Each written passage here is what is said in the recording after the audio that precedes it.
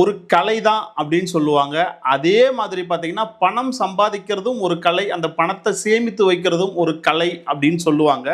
இந்த 5 விஷயங்கள உங்க வாழ்க்கையில நீங்க தெரிஞ்சுக்கிட்டா போதும், பணத்த ஆட்டோமேட்டிக்கா நீங்க சேவ் பண்ணிக்கிட்டே வரலாம்.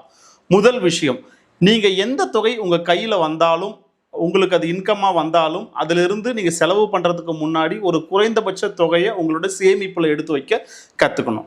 2வது, தேவையற்ற ஷாப்பிங், அது ஆன்லைன் ஷாப்பிங் ஆகட்டும், இல்ல ஆஃப்லைன் ஷாப்பிங் ஆகட்டும். ஐய்யயோ! ஆஃபர் போடுறாங்க, நம்ம வாங்கியே ஆகணும். இல்ல இந்த பொருள் நம்மகிட்ட இல்ல.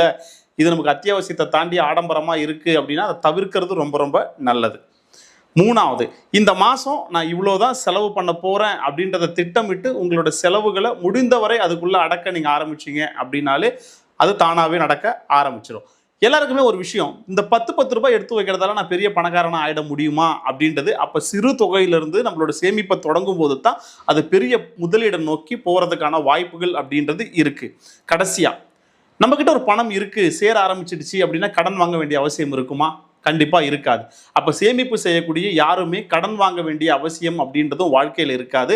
இந்த 5 விஷயங்கள நீங்க தெளிவா செய்றதன் மூலமா பணத்தை சேமிக்கக்கூடிய கலையை நீங்கள் கற்றுக்கொள்ளலாம் அப்படின்றது தான் இந்த வீடியோவோட ஆப்ஜெக்டிவ்.